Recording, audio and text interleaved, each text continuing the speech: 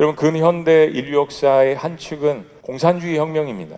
우리가 커뮤니티라는 말, 커뮤니스타스라는 이 말에서 나온 어떤 공동체라는 말이지만 공산주의 역시 그 말에서 어원을 따왔습니다. 공산주의는 인간 개개인의 존엄성을 말살하고 공산주의, 공산 공동체 혁명을 위해서는 이 개인을 볼 때 개인은 한낱 쓰고 버리는 도구에 불과하다라는 죽음의 망상을 불어넣는 그러한 주의입니다. 공산주의는 모든 사람을 불행하게 만든 파멸의 공동체입니다. 반면 자유민주주의는 완전하지는 않지만 그래도 이 땅에서 기독교를 담아낼 수 있는 근접한 정치체제입니다. 그러니까 공동체가 만든 공동의 법을 지키는 한 개인의 자유와 종교의 자유가 주어져 있기 때문에 그래도 살 수 있는 거죠. 근데 죄성을 가진 인간은 자유민주주의 아래 자유주의 자유시장에서 얻은 부와 축복을 나누는데 많은 실패를 거듭해 왔습니다. 인간에게 어떤 공동체가 주어지는 시스템이 있더라도 인간의 죄의 문제가 있다는 거죠. 탐욕의 문제가 있다는 것입니다. 많은 식량과 충분히 먹을 수 있는 것들이 남에도 불구하고 분배의 문제는 인간이 갖고 있는 이 탐욕의 문제를 시스템이 해결해 줄 수 없다는 것을 증명하는 것입니다. 그리고 마치 그 축복이 자신 스스로에게서 나온 것처럼 자신에게 그 영광을 돌리며 불행을 자초하기 시작했습니다. 사실 요즘 서구 사회가 우리 잘 살고 있었는 줄 알았는데 저도 그랬어요. 코로나 전에는.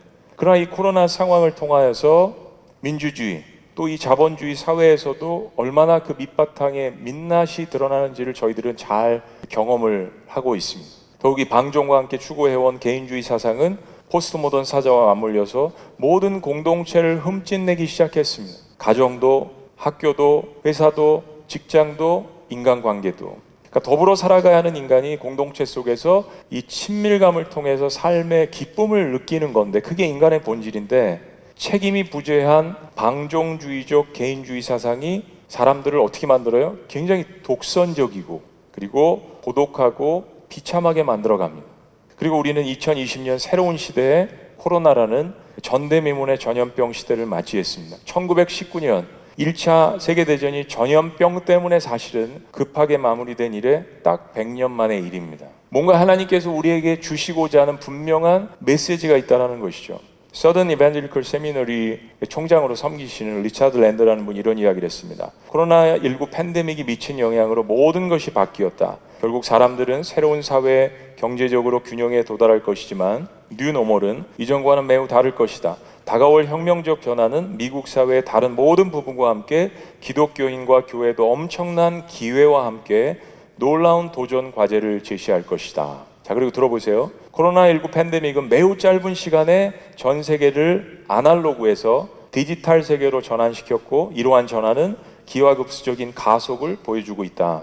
팬데믹 이전에도 사람들은 인터넷 혁명으로 인한 사회적 혼란과 그것이 사회에 미치는 부정적인 영향을 인식하고 있었다. 특히 밀레니엄 세대와 Y세대는 인터넷과 소셜미디어를 더 많이 소비함에 따라서 외로움과 고립, 소외감, 우울증을 표현하고 있다. 개인주의를 강조하지만 그것 때문에 균형을 잃어버려서 공동체성이 파괴가 되는데 이 공동체성의 파괴는 개개인의 파괴를 오히려 더욱더 가속화시키고 파괴된 개인은 절대 고독 가운데 방황하다가 너무나도 지칠 대로 지친 나머지 공동체를 다시 사모하고 그리워하게 되는 현상이 일어나게 됩니다. 이런 심리가 극대화되고 겉으로 표출된 것이 바로 코로나 전염병 시대입니다. 사람들은 코로나 상황 가운데 누구나 두렵습니다. 저도 아직 백신을 맞지 않았지만 누구나 백신 맞는 게 두려워요. 누구나 외로워합니다. 누구나 고독해합니다. 사람들의 아무리 많이 둘러싸이고 아무리 사람들을 많이 만나도 그건 또 다른 거예요. 누구나 우울하고 점점 고립되어 가고 있다는 것을 느낍니다. 같이 앉아있다가 마스크 안 쓴 사람을 보면 마음에 괜히 막 정죄하고 싶은 마음이 목회자도 생겨요. 저 사람은 뭔데 마스크를 안 썼나 막 이런 생각이 듭니다. 가상공간을 더 많이 활용하고 인공지능에 의지할수록 사람들은 그들의 심령 속에 더해지는 허전함과 허무함과 황폐함 때문에 심각한 정신질환을 앓고 있습니다. 어느 시대보다 더 그렇습니다. 코로나 블루가 우리 일상생활에 너무나도 근접하게 다가와 있습니다. 지금 사람들은 친밀감을 사무치게 그리워하고 있습니다. 그리고 그 친밀감은 공동체의 교제를 통해서만 만족되어질 수 있다는 사실을 코로나 상황을 통하여서 진지하게 모두 다 체험하고 있습니다.